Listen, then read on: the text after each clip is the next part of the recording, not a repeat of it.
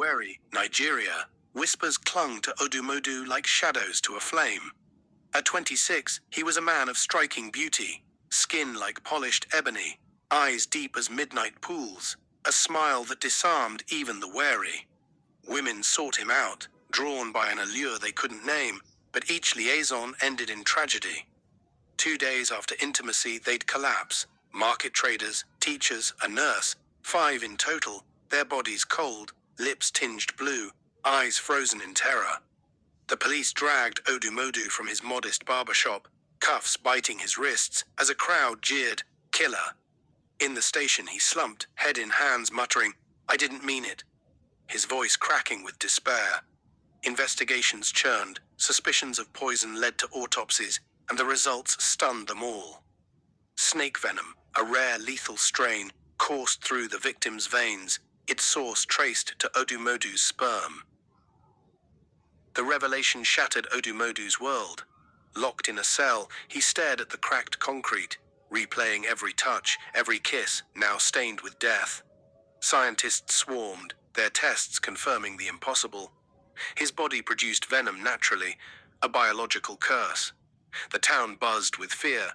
Mothers locked their daughters away. Pastors preached of demons. Odumodu's foster parents, Mama Ngozi and Papa Emeka, wept outside the station, clutching faded photos of the day they'd found him. A wailing infant by the Imo River's edge, swaddled in reeds. "We thought he was a blessing," Mama Ngozi sobbed. An old healer, Mama Chinyere, approached the police with a trembling voice. "Check his blood deeper. This is no ordinary boy." Geneticists obliged, and the truth slithered forth. Odumodu wasn't fully human. He was Medusa's son, born of a myth that bled into reality. Long ago, in a realm where gods walked among mortals, Medusa stood as a beauty beyond compare. Hair like silk, eyes that rivaled the dawn. She served as a priestess in Athena's temple, her grace a hymn to the goddess. But Poseidon, lustful and reckless, cornered her there, his trident pinning the stone floor as he raped her amidst sacred statues. Athena, enraged not at the god, but at the defilement, cursed Medusa. Her hair twisted into writhing snakes, her gaze turned men to stone. Months later, alone in her cave, Medusa felt the stir of life within her. A child conceived from that violation. She screamed, her snakes hissing in chorus as she birthed a boy, skin dark as night, eyes glinting with an unnatural sheen. He was a constant reminder of her fall, a living wound she couldn't heal. One stormy night she stumbled to a river, its waters dark as her despair, and dumped him in, watching the current swallow her shame.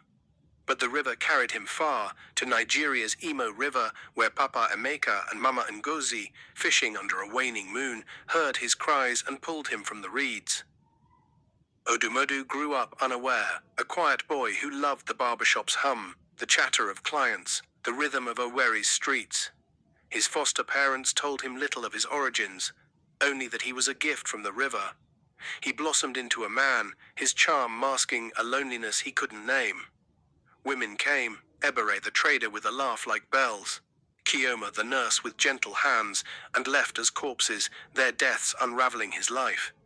In his cell, nightmares clawed at him, snakes coiling from his flesh, a woman's voice hissing, "My son." Driven by desperation, Odumodu broke free one rainy night.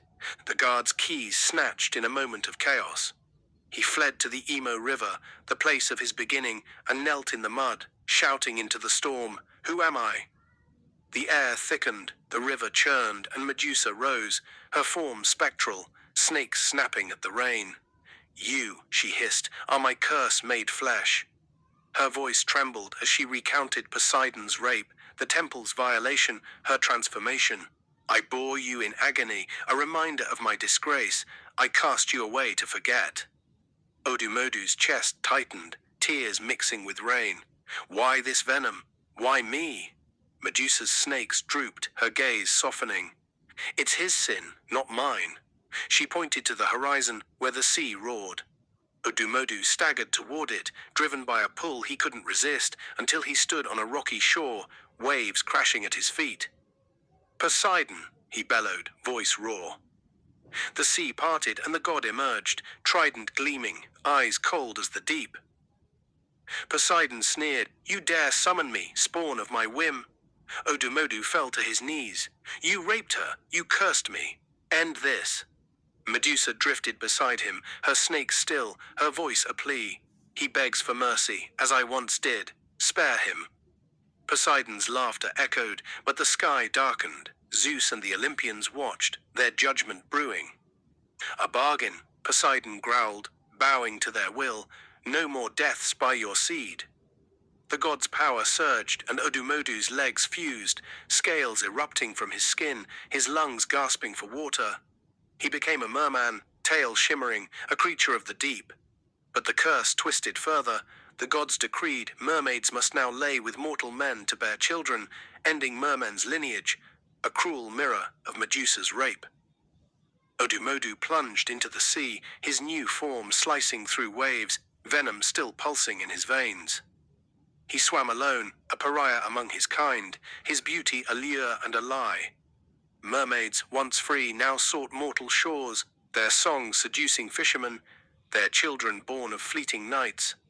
Odumodu watched from afar, guilt gnawing at him. His existence had rewritten their fate. Months passed, and tales spread along Nigeria's coast. A merman with eyes like storms, scales glinting in moonlight.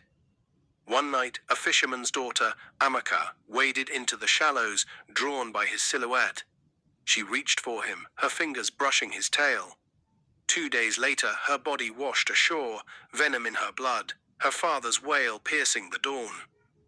Odumodu surfaced near her village, staring at the shore where mourners gathered. The venom hadn't left him. His merman form hadn't cleansed it, only shifted its reach. He was still Medusa's son, still Poseidon's legacy, a walking death sentence. He swam closer, his tail churning the water, and saw Amaka's sister, Nkechi, standing at the edge, her eyes locked on him. She didn't flee, she stepped forward, ankle deep, her voice trembling. "You took her." Odumodu's throat burned, words failing him. Nkechi raised a machete, moonlight glinting off its blade, and screamed. A sound that split the night, raw with grief and rage. Odumodu dove deep, her cry echoing in his ears, a reminder that his curse was eternal, a serpent's seed sown in blood and sorrow.